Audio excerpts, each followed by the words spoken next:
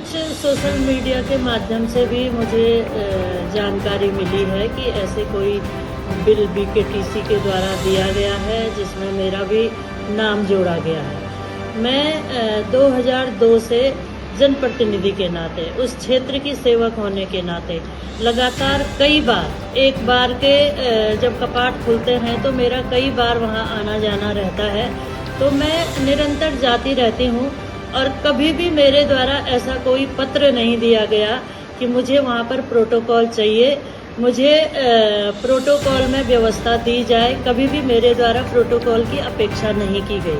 तो मेरे कई मतलब वहां पर लोग परिचित हैं, मैं स्वतः ही उनके यहाँ रहती हूँ। कभी भी ऐसा नहीं हुआ इन 2002 से लेकर अभी तक कि मुझे प्रोटोकॉल की जरूरत पड़ी हो। मैं व्यक्तिगत रहती हूँ हमेशा, और अभी भी जब मैं गई थी तो मैं व्यक्तिगत ही रही थी। अब वो न जाने मेरे नाम का बिल क्यों वहां पर आया, इसकी मैं भी जांच करूंगी और कोशिश करूंगी कि यदि कोई ऐसा बिल है तो क्यों दिया गया, क्यों लिया गया, इसकी समीक्षा करूंगी मैं भी। तो इस तरह से या तो कुछ लोगों ने इस धाम को बदनाम करने की कोशिश या षड्यंत्र मैं कहूँ, इस तरह से लगातार किया जा रहा है। और इस तरह से धाम के बदनाम करने की जो कोशिश है, जो साजिशें हैं, ये ठीक नहीं है। वो हम सबका धाम है। वहाँ पर जब कपाट खुलते हैं सभी लोग आते हैं, देश से आते हैं, विदेश से आते हैं।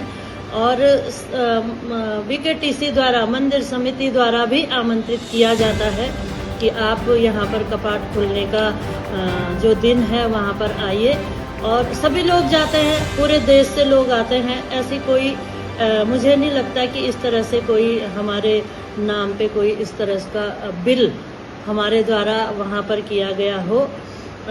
और मैं ये चाहूँगी कि ये धाम है, इस धाम में सभी लोग जाएंगे, वहाँ पर किसी प्रकार की राजनीति नहीं होनी चाहिए। वो धाम राजनीति के लिए नहीं है, वो धाम दर्शन के लिए है, वो श्रद्धा के लिए है, वो श्रद्धा का भाव वहाँ पर रहना चाहिए।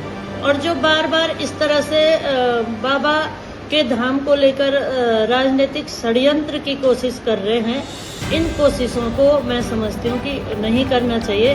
वहाँ पे श्रद्धा के भाव से ही जाना चाहिए और देखना चाहिए।